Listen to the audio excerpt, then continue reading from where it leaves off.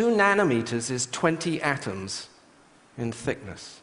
And I wondered, what if the answer to some of our biggest problems could be found in the smallest of places, where the difference between what is valuable and what is worthless is merely the addition or subtraction of a few atoms?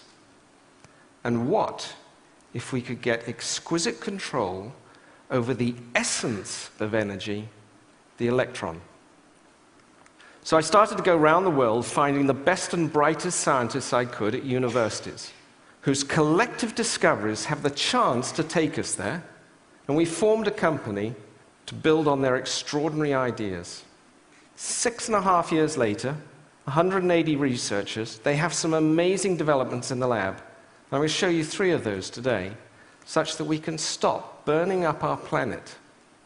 And instead, we can generate all the energy we need right where we are, cleanly, safely, and cheaply.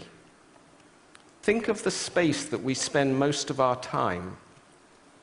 Tremendous amount of energy is coming at us from the sun. We like the light that comes into the room, but in the middle of summer, all that heat is coming into the room that we're trying to keep cool.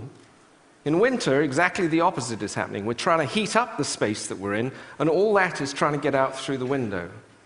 Wouldn't it be really great if the window could flick back the heat into the room if we needed it, or flick it away before it came in? One of the materials that can do this is a remarkable material, carbon, that has changed its form in this incredibly beautiful reaction, where graphite is blasted by a vapor, and when the vaporized carbon condenses, it condenses back into a different form. Chicken wire rolled up. But this chicken wire carbon, called a carbon nanotube, is 100,000 times smaller than the widths of one of your hairs. It's 1,000 times more conductive than copper. How is that possible? One of the things about working at the nanoscale is things look and act very differently. You think of carbon as black. Carbon at the nanoscale is actually transparent and flexible.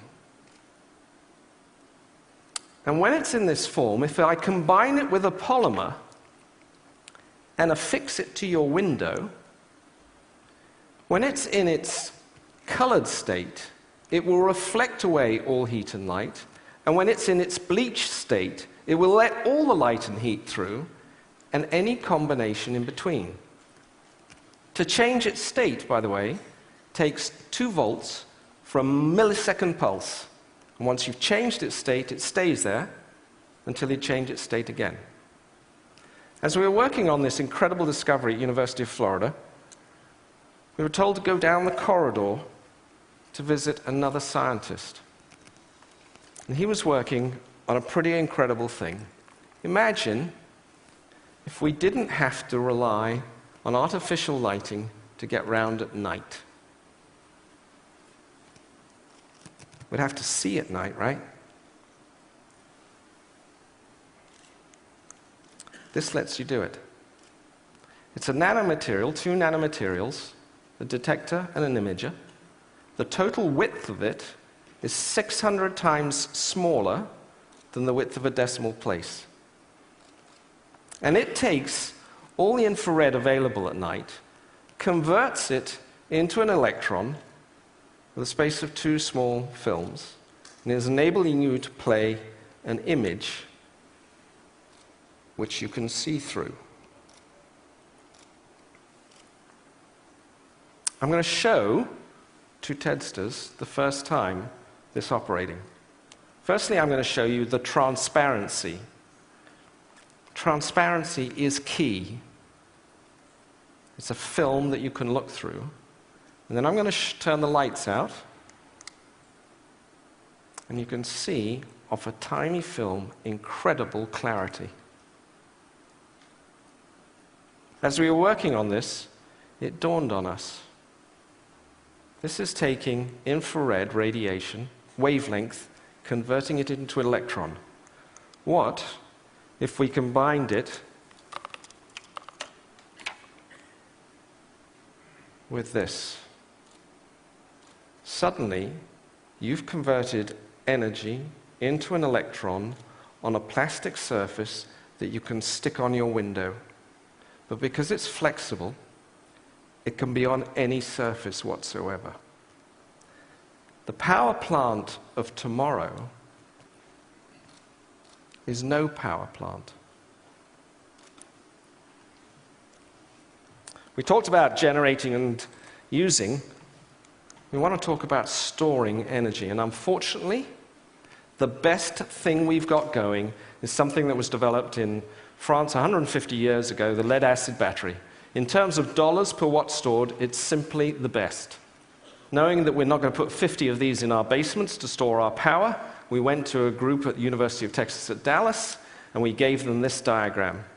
It was in actually a diner outside Dallas-Fort Worth Airport. We said, could you build this? And these scientists, instead of laughing at us, said, yeah. And what they built was e-Box. e-Box is testing new nanomaterials to park an electron on the outside, hold it until you need it, and then be able to release it and pass it off. Being able to do that means that I can generate energy cleanly, efficiently, and cheaply right where I am. It's my energy. And if I don't need it, I can convert it back up on the window to energy, light, and beam it, line of sight, to your place. And for that, I do not need an electric grid between us. The grid of tomorrow is no grid. And energy, clean, efficient energy, will one day be free. If you do this, you get the last puzzle piece, which is water.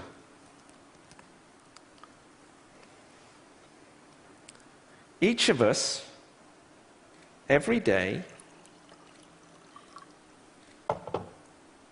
need just 8 glasses of this, because we're human.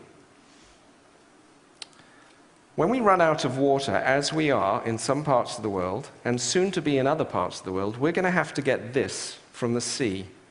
And that's going to require us to build desalination plants. $19 trillion is what we're going to have to spend. These also require tremendous amounts of energy. In fact, it's going to require twice the world's supply of oil to run the pumps to generate the water. We're simply not going to do that. But in a world where energy is freed and transmittable, easily and cheaply, we can take any water wherever we are and turn it into whatever we need. I'm glad to be working with incredibly brilliant and kind scientists, no kinder than many of the people in the world, but they have a magic look at the world. And I'm glad to see their discoveries coming out of the lab and into the world. It's been a long time in coming for me.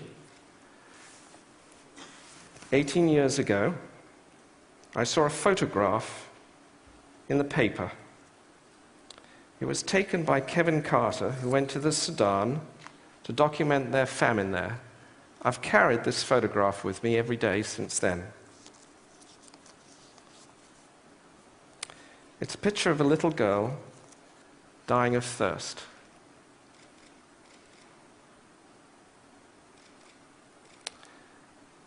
By any standard, this is wrong.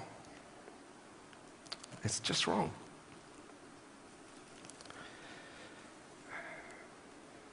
We can do better than this. We should do better than this.